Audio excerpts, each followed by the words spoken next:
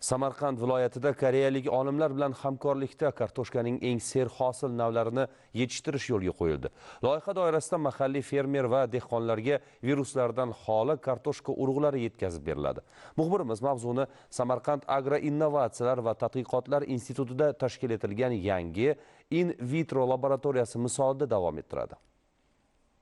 Mahalliy fermer va dehqonlar uchun arzon, sifatli va sog'lom kartoshka urug'larini yetkazib berish, kartoshka ishlab chiqarish hajmini hamda hosildorligini yanada orttirish, undan sanoat usulida boshqa turdagi mahsulotlar olishdik muhim maqsadlarni qamrab olgan mazkur loyiha Koreya Respublikasi Qishloq xo'jaligi, oziq-ovqat va qishloq hududlarini rivojlantirish vazirligi, Koreya qishloq hududlarini rivojlantirish korporatsiyasi bilan hamkorlikda amalga oshirilmoqda. 4,3 million AQSh dollari miqdoridagi mablag' yo'naltirilgan ushbu loyiha doirasida Samarqand Agroinnovatsiyalar va tadqiqotlar institutida gidroponik issiqxona, in vitro laboratoriyasi va omborxona qurildi. Loyiha 5 bosqichda amalga oshirilib, dastlabki bosqichda in vitro laboratoriya sharoitida ichki mirisistema to'qimalari orqali turli kasalliklardan xoli, ayniqsa virussiz urug'lik kartoshka ishlab chiqariladi.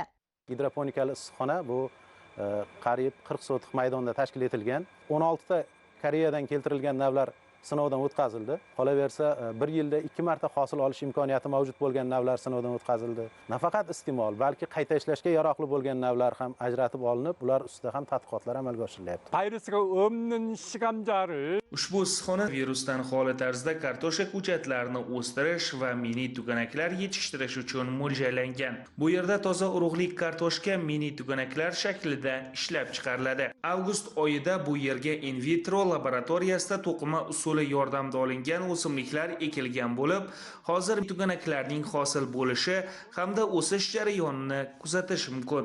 Issiqxonada yetishtirilgan tuganaklar keyingi bosqichda setkali issiqxona, ya'ni net house'larda ko'paytiriladi.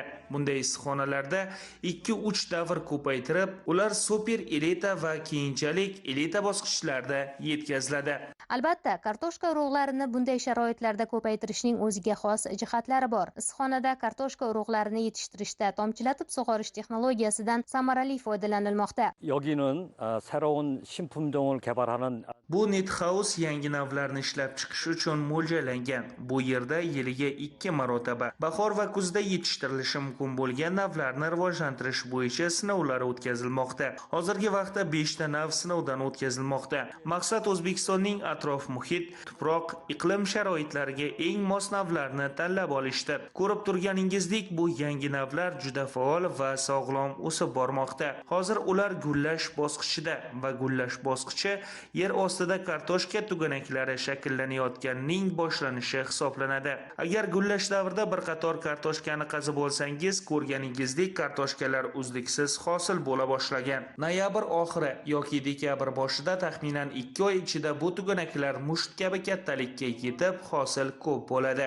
Umid qilamanki, kelajakda ushbu yangi navlar O'zbekistonda keng yetishtiriladi. Bugungi kunda respublikamizda kartoshkaning umumiy o'rtacha hosildorligi bu 20 tonna atrofida bo'ladigan bo'lsa, lekin mana shu tadqiqotlar natijasida sog'lom, viruslardan xoli urug'lik kartoshka yetishtirish orqali biz bu ko'rsatkichni qariyb 2 baravarga oshirishni o'z oldimizga maqsad qo'yganmiz. Shundagina demak O'zbekistonda asosiy oziq-ovqat strategik ekinlardan biri bo'lgan kartoshkaga bo'lgan aholi ehtiyojini qondirish, shuningdek aytishimiz kerak, urug'lik materialga bo'lgan xorijdan valyuta hisobiga keltiriladigan urug'lik kartoshkani ham tejash imkoniyatlari mavjud bo'ladi. Voqealar rivojini bizda kuzatib boring. Yana efirda ko'rishguncha xayr.